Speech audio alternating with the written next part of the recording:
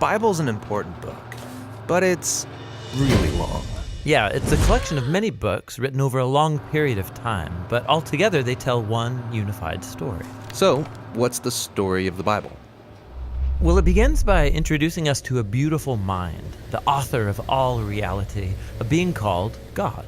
And he has the power to take the dark chaos of the uncreated world and bring about order and beauty and a garden full of life. And to crown this accomplishment, God appoints these creatures called humanity, Or in Hebrew, Adam. and they're made as God's image. Which means that they're commissioned to rule this beautiful world on God's behalf by harnessing all of its potential and creating even more beauty and order. This is a story about humans using their power to do meaningful, life-giving work.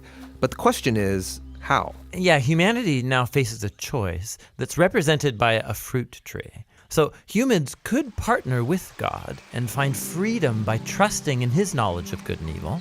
Or They could seize power and define good and evil on their own, which, God warns, will kill them. and they hear the voice of a dark, mysterious creature that tells them the choice is simple. Take the fruit. It'll give you power and freedom to rule the world on your own terms. And so they seize this knowledge, and as a result, they become suspicious and self-protective. It leads to fractured relationships, violent power grabs, and ultimately, a whole civilization, Babylon, that has redefined evil as good. And so, God scatters this corrupted human project.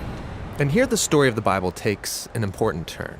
We zoom into the story of a man and a woman who come out of Babylon, Abraham and Sarah. Yeah, God promises that from them will come a new people, a nation that has another chance to make the right choice. And if they succeed, it will open up this new way forward for the rest of humanity. And this is why the rest of the Bible story is about this family. And it does not go well.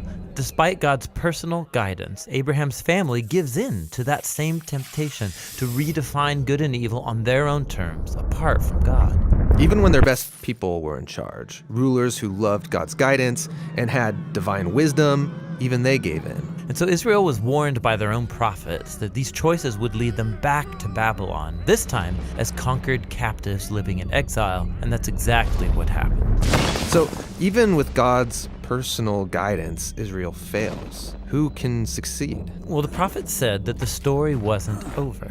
God's going to send a new leader to Israel to cover for their failures and to transform the people's hearts and minds so that they can make the right choice. And so the part of the Bible called the Old Testament ends, and these promises are left hanging. And then the biblical story continues into the New Testament. We're introduced to a man who comes from the line of Israel's kings, Jesus of Nazareth. And he said that he was bringing all these promises to their completion. He confronted that dark, mysterious evil that all humanity has given into and resisted its power. And then he announced that God had arrived to rule the world through himself.